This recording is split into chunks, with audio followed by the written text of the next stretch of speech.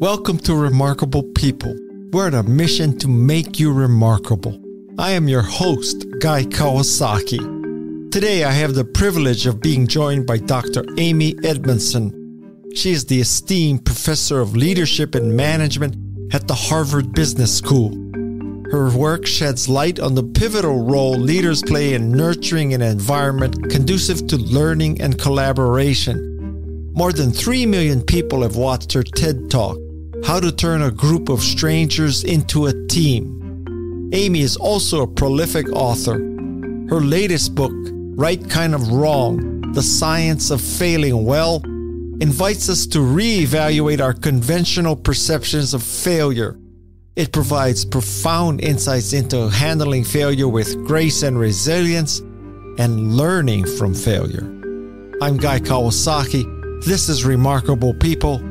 With no further ado, it is my pleasure to welcome the truly remarkable Amy Edmondson.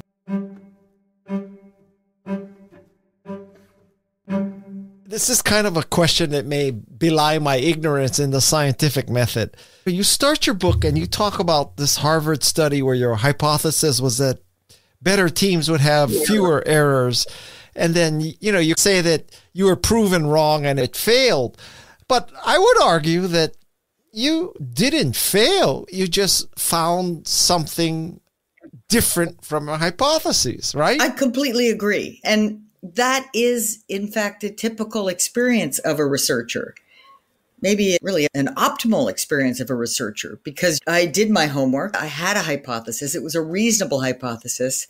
The shortcoming wasn't really the hypothesis. It turns out that the shortcoming was the measure of medication errors was flawed, in the sense that I think the researchers who set out to study medication errors had a faulty assumption that people would be willing to report them for science, for research. And of course, that turns out to be, and I suppose in retrospect, quite a faulty assumption. But what was not expected, I think, by anybody was that people's willingness to speak up about errors would be wildly different from team to team. And so that was interesting. And that got me thinking about a new possibility. But I think the original hypothesis is probably right, that, that better teamwork does lead to fewer errors.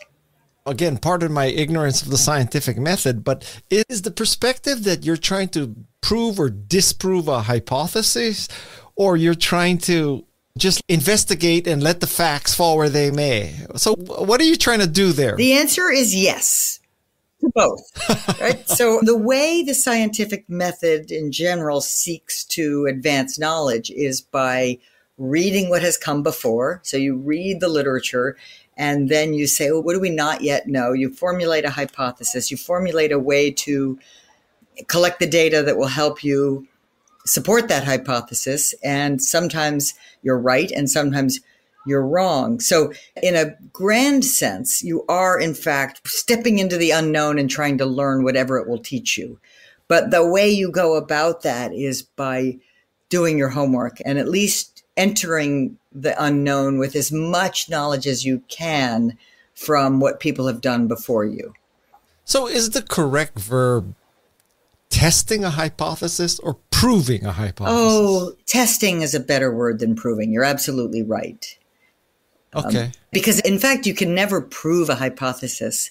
You can only disconfirm, because if it supports it, that's good, but it's not as informative as failing to support it. Okay. This is going to take us down a little bit of a rat hole just for a second, okay? So I want to know, why does your book have a prelude and an introduction? It's a prologue. Oh, prologue, sorry. I think of a prologue, and I've looked at other books. I often am looking at books for their structure and how they organize themselves. A prologue is a kind of glimpse. It's a compelling story, perhaps, an anecdote, an idea that leads you to want to read more, or that gives you a sense maybe of the author and what she cares about, and maybe where she's coming from. But it isn't, an introduction is almost, if you don't have time to read the whole book, you can often get at least the big picture of the ideas and the territory it's going to cover. Certainly won't do it justice, but the introduction is the sort of lesson 0 of the book, or lesson 1 of the book, and gets you started. The prologue is just fun, I think. So a prologue is like when you watch a Tom Cruise movie or James Bond movie. It's like that opening scene where he jumps off the building in a wingsuit or whatever. It has nothing to do with the rest of the plot. It's just... Yeah, it probably has premonitions about the rest of the plot, or it gives you some glimpse into Tom Cruise's character. But you're absolutely right. It's a perfect analogy. It's just that, okay, what was that? And does it compel me to learn more about this movie? So I'm living in Silicon Valley, and every day I hear, fail fast, break things. From your research, academic research, what's the use of a statement like that? That's a great question, actually. The use of a statement like that is to free people up, right? To encourage them to take risks. Now, I would like to add smart risks, but to take risks rather than to play it safe. It's about saying our natural tendency is to play not to lose, right? I just don't want to lose the game. I don't want to lose the contest. But what we want instead is to help people embrace the possibility to play to win. And that means you're going to take risks, and you're going to do things that may or may not work out as you'd hoped. So I think the use of statements like that is just to free people up and help them unleash themselves. So that does not offend your academic and scientific knowledge? No, not at all. It's because I understand it as an invitation to try things. But where it offends my academic knowledge is when it is uniformly applied to everything across the spectrum. And for example, it would be nonsensical for a plant manager in any kind of factory, but let's just say an automotive assembly plant, to tell her workers to fail fast and break things, right? I mean, we can laugh at that. It's obviously wrong-headed, and we want our automobiles to come off the end of that line perfect, every last one of them. And so the statement isn't helpful in either very routine context or very high risk context, meaning physical risk. You wouldn't say that. The leader of a nuclear power plant would not say that, right? The very opposite. And there's a whole literature on high reliability organizations, which addresses the specific question of how do organizations where there's inherent safety risks manage to operate safely essentially all the time, 100% of the time, or 99.999% of the time. And in fact, one of the takeaways of that research is people are not allergic to failure. They're aware of failure. And so they're so aware of failure, they do everything they can to prevent it because of what's at stake. Now, if you had your R&D department operating with high reliability organization principles, you wouldn't get any innovation. If you had a scientific laboratory in a leading university operating with high reliability organizations, they wouldn't have any big discoveries. So it's about being acutely sensitive to context. And I think when people in Silicon Valley say these things, they're smart enough to know what they're talking about, what they're saying, but they may not be translating it effectively for all of their listeners. I might debate you on the first part of that statement, but let's not go there. And since you're the queen of failure, what about when people say failure is not an option? Because failure is not an option is, I think, one of the most misunderstood phrases. Because I think we can attribute it to Gene Kranz in the Apollo 13 mission. And of course, it's been memorialized in the movie and so on. But what Krantz is saying there is we all know what's at stake here. We know the human lives that are at stake here. And I know that with your engineering training and your big brains and your dedication, you will figure something out. Like you will solve this incredibly challenging problem because none of us can bear to consider that other option, right? It's a statement of encouragement, of pride, of support, of confidence. It is not a statement of, I don't want to hear about anything going wrong around here, which of course leads things to go underground and have people not speak up about them. So if Mitch McConnell says failure is not an option, we have to take back the Senate. How would you interpret that? I would interpret that as a statement of wishful thinking, but it's not in the same category as the Gene Kranz story. And oftentimes, let's take Mitch McConnell out, but just say when senior leaders in organizations say things like that, they often, and may not be intending to do this, but they are inadvertently sending the message that when you say failure is not an option, you're really sending the message, I don't want to hear about it. Right? So when it happens, because in a complex, uncertain world, some things will go wrong. I guarantee it. What they're trying to say, of course, is please hold high standards and give it your all. Bravo, wonderful. Right. But what they are inadvertently saying is, don't tell me about it. And that leads to way more failures than if you don't make that mistake. I bet that was a favorite phrase of Elizabeth Holmes. Yes, I am sure you're right. Yeah. And that's why she's in jail today.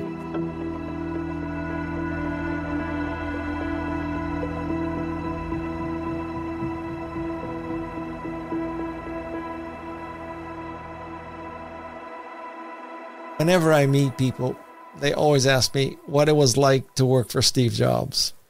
And I have explained this, 50,000 times. The only thing I've explained more is that I'm not part of the Kawasaki motorcycle family. Okay. So with that prologue or prelude or introduction, I would like you to explain the 3 types of failures. What is this type of failure? What causes it? And how to prevent it? And I know no one has ever asked you that before, but I'm going to stretch you, Amy, and ask you to do that. Okay. And nobody's asked it in quite that way, I have to say. Now, I've been thinking about this for a very long time, writing about it, studying it, and it only dawned on me in the last year or so that I should start with the good kind. Instead of leading up to it, I should start with the good kind of failure, which I call intelligent failure, borrowing a phrase from Sim Sitkin, who's a professor at Duke. And intelligent failures are the undesired outcome of thoughtful forays in new territory. We can call a failure intelligent when it is genuinely novel territory.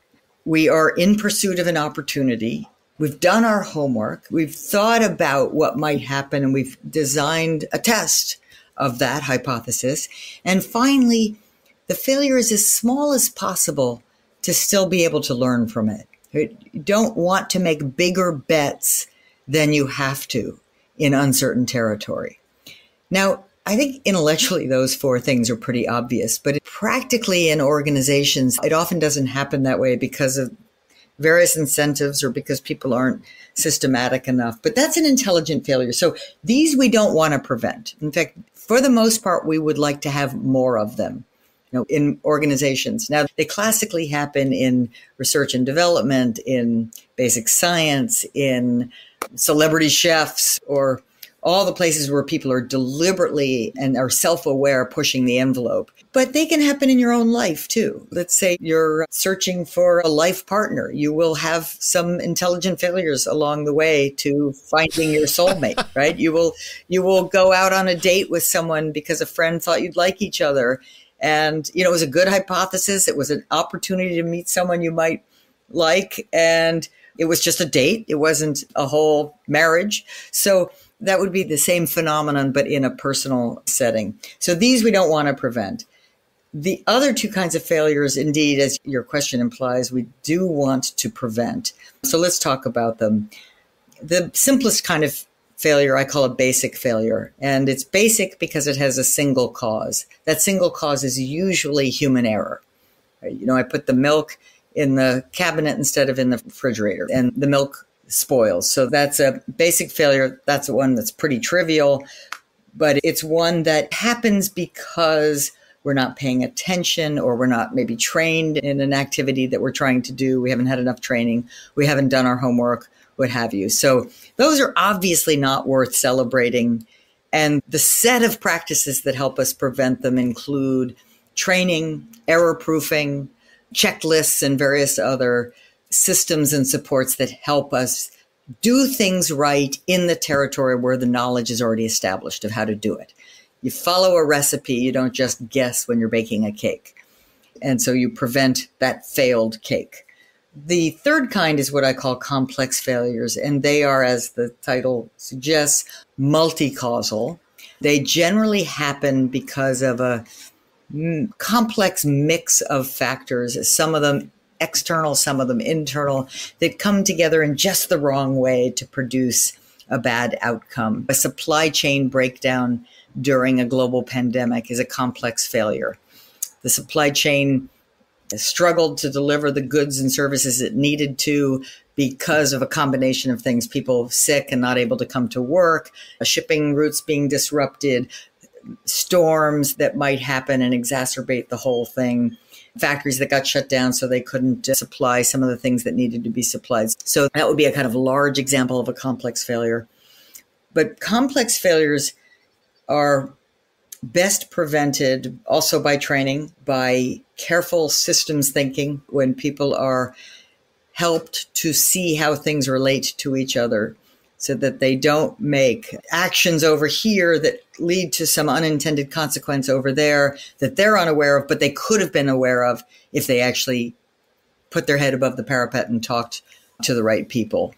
So when someone is killed on a movie set by a gun, is that a basic failure because it was a simple thing? No. Or is it a complex failure? Lots of things had to go wrong. Turns out that particular one, which I'm sure we're thinking of the same one on the Rust set, I would diagnose it as a complex failure because it had several contributing factors and a handful of at least early warning signs that were downplayed or not paid attention to. And it's a complex failure when any one of the contributing factors, if you change that one factor, you would avert the failure. Whereas if the basic failure is just one bad thing was done, it didn't get stopped and it created the failure. But in the Rust story, you had some unclear how the live ammunition ever made it to the set. It never was supposed to. It was also then checked by someone right before, I think with just a faulty diagnosis. And about 3 or 4 other things happened that any one of which could have caught and corrected the defect and led to it not happening. And in something like that, from a legal liability standpoint, who takes the fall? Well, that's a hotly debated question, as I'm sure you have seen and others have seen in the news. And interestingly, the answer to that question with respect to this particular case has shifted around from the producer to the arms person, the person in charge of the movie weaponry, as it were. When there's lots of causal responsibility to spread around, my rule of thumb answer would be that the person in charge is responsible, that the general manager, the CEO, and in this case, that would be Baldwin. But it's one thing to be responsible. It's one thing to be the person who must apologize, must do whatever is in their power to prevent the same thing ever happening again. But that's different than the question of legal liability, because it's hard to be legally liable for a complex and unfortunate confluence of factors. And I just want to ask for clarification of this point. You're saying we should not try to prevent intelligent failure? Yes, I am. Because as long as they fit the criteria, new territory, there's an opportunity here that you or others see. You have done your homework and it's a thoughtful experiment or a thoughtful test, and you are using only as many resources and time as you must, no more, then it is necessarily producing something of value. You hope you're right and you just produced an intelligent success. But in some fields, like basic science, 90% of the time, it's failure. So the reason why you don't want to prevent them is because they are where discovery lives. Now, not everyone has to be, at least in their job, a pioneer and a discoverer of new knowledge. But I think in our lives, we do want to be that because we want to keep growing and learning. So we have to be willing. In fact, we should be most eager to have more intelligent failures. A trivial example, about 10 years ago, I started to play golf. Now, you don't start to play golf at that age and expect it to go terribly well, but it's fun to try something new and fail so badly at it, but then get better at it. And it develops those muscles, those learning muscles, if you will. Well, Carol Dweck would be proud Thank you. All, right? I started surfing at 60. Wow, good for you. And Madison humiliates me every day when we go out there, but that's a different discussion here. Okay, taking intelligent failure off the table, and now we're just basic and complex failures. What prevents people from learning from failure? It's a great question. And there's really wonderful research on this. And the big takeaways from it is, and I'll just summarize, we have an aversion to it. We just have an instinctive aversion to failure. I think we have a sort of a deep reluctance to be imperfect because it's threatening. It's psychologically threatening. And so the easiest way is to self-protect from that threat, is to just to ignore it, look the other way, not want to spend the time you need to spend to sort of dig into it and understand, what did I do wrong and what could I do differently? We just have the allergy to it. So that's one bit. Another is the social side, the fear of looking bad in front of others, especially others whose opinions we care about. And some failures, you can learn about them absolutely privately, and then this doesn't apply there. But many failures happen in your lives or at work, where in order to really learn from them and bring other people in, you might have to admit, hey, this failed and I need your help. Or you might have to get help from others in diagnosing what went wrong and getting their advice on how to do better next time. And that's embarrassing, and we're reluctant. We don't want to be seen in a bad light by others, especially others we respect and care about or think their opinion of us matters for some reason. And so that's sort of a second element. And I think the third part is just that it takes a little bit of work to get to the root cause of it. We're very quick to jump to the superficial answer. Oh, it didn't go well, I'll just do better next time. But not to want to do the harder work of really analyzing what went wrong. Flipping the question completely, what do people, or what should people learn from success as opposed to failure? I think we should learn from success to always be a little suspicious of it. Our instinct is to want to say, oh, I succeeded at that. I must be great. I must be talented. I must be a great, whatever the sport or whatever the academic activity or professional activity, rather than realize I contributed to that great outcome, but so did a bunch of other factors. So you don't want to, the phrase rest on your laurels. You don't want to take it as information that suggests you're now good to go. Maybe this brings us back to Carol Dweck as well. A success, it's easy to want to draw the wrong messages from it. Which is what? I'm infallible? Well, I'm infallible. I'm just great. I don't, so I don't have to keep learning or stretching or growing. It wasn't maybe a success. Many successes are the result of a confluence of factors that came together. We've got, let's say, a business environment that's conducive to getting funding for my brilliant idea. I've got a country of laws that helps when someone breaks the law, right? There's a whole context in which a success unfolds, and all of the factors likely played an important role in that success, not just you and your ability. How about if you start the most valuable automotive company and then you decide to buy a social media site? Well, there's an interesting example of, I think, the phenomenon we're talking about, because that could be seen as over-attributing success as such a large and global ability that it can be then turned around and applied to anything. Up next on Remarkable People. And mistakes and failure are not the same thing. Mistakes are when I get it wrong despite the fact that I could have known better. There was a recipe, I didn't follow it. Whereas a failure is sometimes born of mistake, but sometimes it's a genuine discovery in new territory. If you find our show valuable, please do us a favor and subscribe, rate, and review it. Even better, forward it to a friend. A big mahalo to you for doing this. Welcome back to Remarkable People with Guy Kawasaki. Push comes to shove. What's a better teacher, success or failure?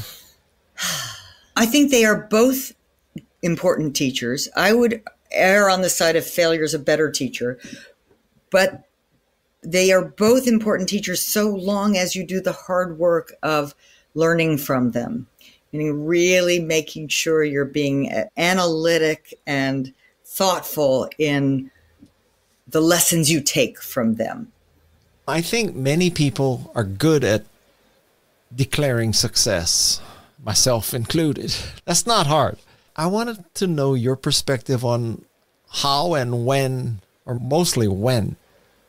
How do you declare failure? How do you know that you can't push this boulder up the hill anymore? It's just the boulder's too heavy, the hill's too tall. Because the same people who are saying fail fast, break things, failure is not an option, half of them are saying pivot quickly, and the other half are saying if you believe, keep trying, ignore the naysayers. So when do you give up on the boulder? I would like to say there is no single rule of thumb that will apply to all situations with that one, but it is an absolutely wonderful question. And so I'm going to give you an unsatisfying answer, which is that it's going to require judgment. But I do think we can do better than just judgment, because it's judgment will be better, higher quality judgment if it is informed by diverse perspectives. Because we treasure and value persistence. Like we love that entrepreneur who persisted through failure. Angela Duckworth's work, and Sarah Blakely and Spanx, and that sort of, you don't take no for an answer. But at some point, the world could be telling you something. Now, at what point, so how long do you keep pushing the boulder up the hill before you say, maybe this is the wrong hill? Again, I don't think there's a one-size-fits-all answer to that question, but I do think you have to start listening to the little voices inside your head that are saying, maybe this is the time for a pivot. And those little voices will be well served if they are allowed to listen to other voices of your friends, your family, your colleagues, your spouse, what have you, that you sort of, in an earnest attempt to see whether you may have blind spots or you may be missing something in this persistence, this quest to make this thing happen that the world seems to not want to make happen, get some other input, because they will help you figure out whether it's just roll up your sleeves and keep trying, or whether maybe now's the time to just pivot slightly or a great deal. I would make the case that women will be much better at doing this than men, because men cannot admit that the boulder is too big or the hill is too tall. I wouldn't disagree with you. And that's why maybe you need the diverse voices. So it's a team sport. This exercising of judgment in unclear territory is almost always a team sport. Yeah. Okay. So do you think people are more likely to give up too early or keep trying too long? That may be a personality difference. That some people will give up too early. In fact, I'm sure you can think of some, I know I can, who just, tried it, didn't work. But other people will go too long. Maybe we call them stubborn. Maybe they put their blinders on. But I think that is one of those, at least for me, rare things that's very personality dependent. Do you think that failure is a slippery slope? So if you quit taking piano or quit violin or you quit calculus and next thing you know, you're a lifelong quitter? I hope not. Since I quit piano a long, long, long time ago, I never really got going. I quit law school, yeah. Yeah, there you go. I prefer to think of it as maybe if you're quitting everything as soon as it gets hard, because just about anything worth doing gets hard at a certain point. So if you're quitting everything, then that's a sign that we need to give you some help to get a little more stick-to-itiveness. But the question was whether doing that can then become too habitual. I'm not sure I have evidence of that. Yeah. If you ask Asian American parents, they'll never let you quit anything. Not that I'm a tiger dad. No, never. No, never. So switching away from failure now, what are the components and how does one create an environment of psychological safety? I'll first define an environment of psychological safety as an environment, we could really think of it as a learning environment, but it's an environment where people believe that it's possible to take the interpersonal risks of asking for help or speaking up with a concern or admitting a mistake. All of those kinds of behaviors which are interpersonally threatening or challenging or risky.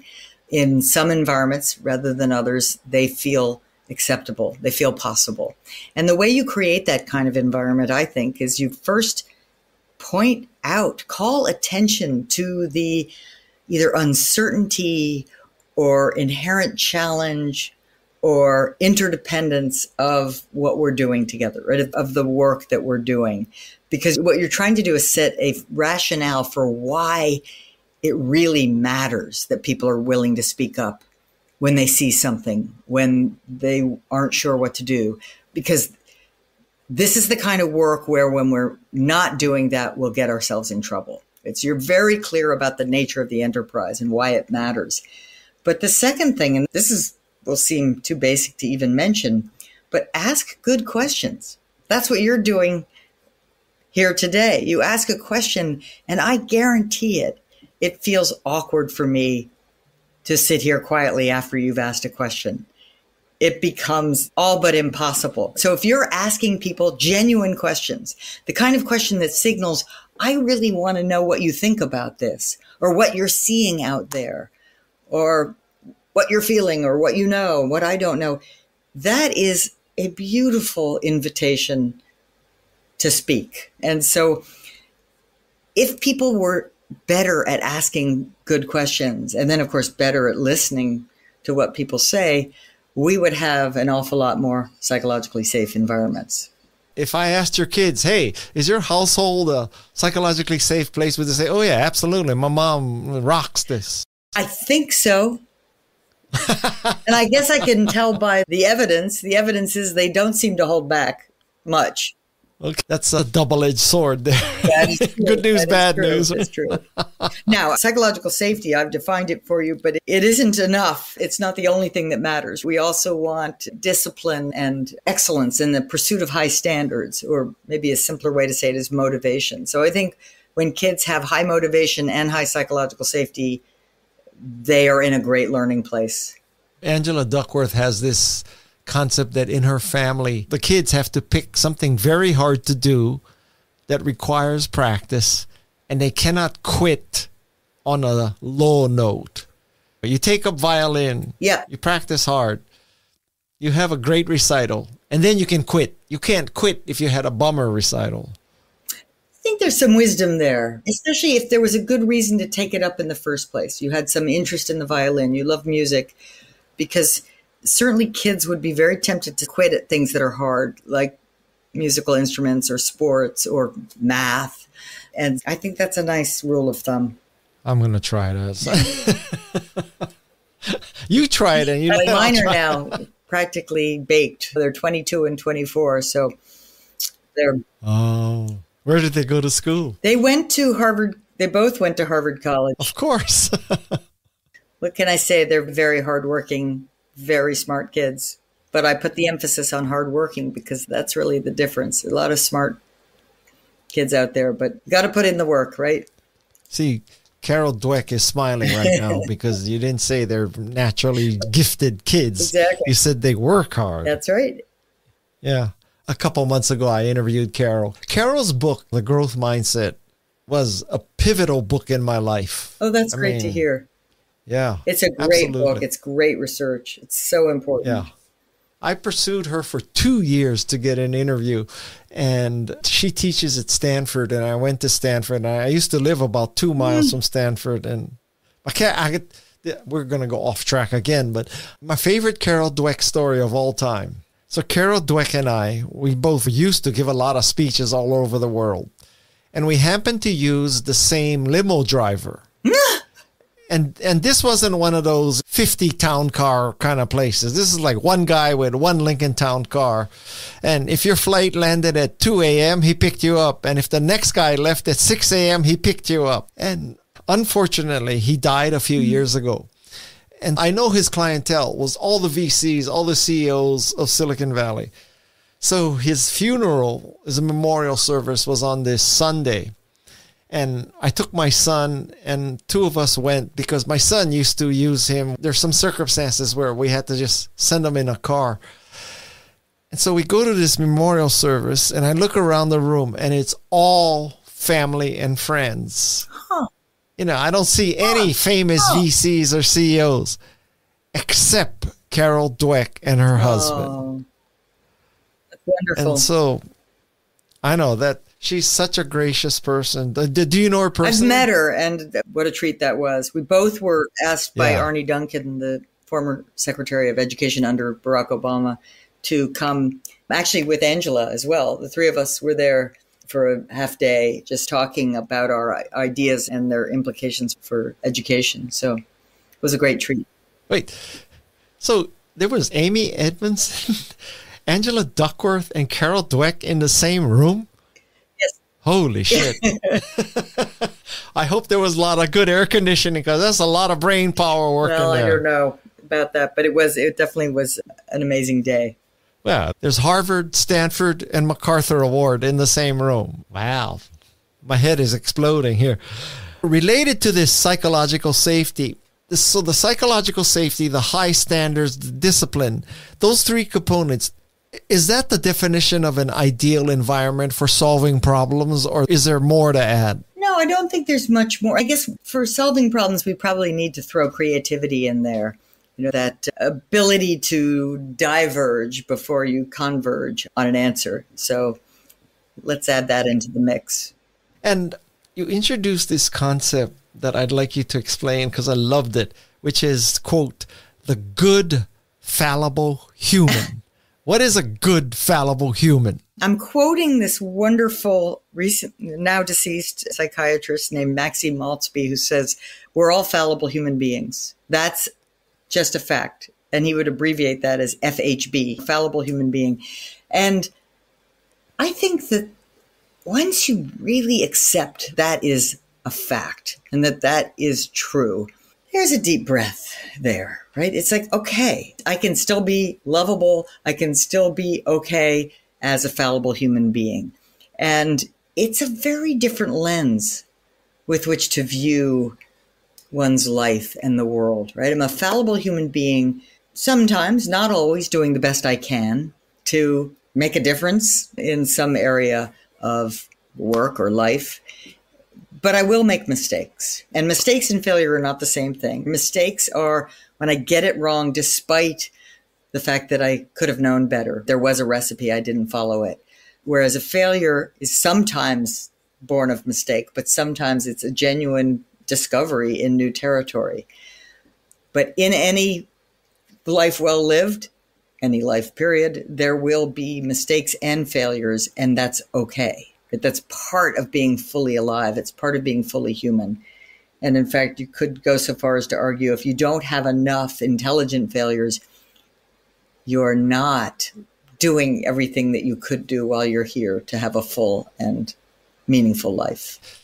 I think one of the interesting additions to that kind of thinking now is that people who are young today, they're going to live till 90 or 100.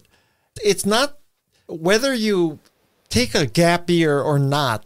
in the long run really isn't going to matter if you have 90 years of living. True. If you have 45, maybe, but not 90, which kind of embraces the good, fallible human being, right? That's right. It gives you more room to maneuver, more room to make mistakes and take risks. I think that's probably a better way to put it, because some of those risks will not work out the way you had hoped. Many of them will work out the way you hoped, and some of them will bring something even better than what you had hoped. God help me if my kids listen to this episode. But anyway. Okay, last thing for you, Amy Edmondson.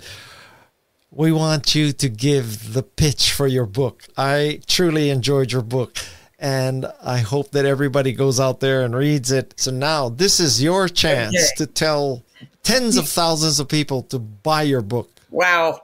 Well, few topics, in my view, are more important than failure, and most people misunderstand failure.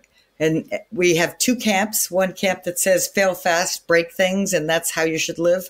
The other camp that says failure is not an option. They're both wrong.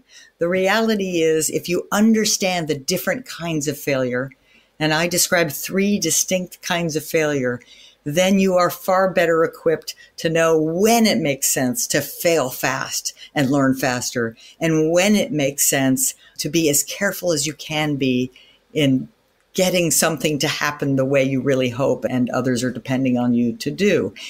That clarity, I don't see it offered anywhere else but in this book, right? I've really clarified what the failure terrain looks like, when it's okay to fail fast, when it isn't, what are the best practices for navigating the uncertainty and opportunity in your lives and in your work lives. That concludes our conversation with Amy Edmondson. Her expertise in psychological safety, learning, and the art of failing well has shed tremendous light on transformative approaches to personal and organizational growth. I'm Guy Kawasaki. This is Remarkable People, and now I'd like to thank the Remarkable People team. Shannon Hernandez, Jeff C., Louise Magana, Alexis Nishimura, Fallon Yates, and the drop-in queen of Santa Cruz, Madison Neismer. Until next time, mahalo and aloha.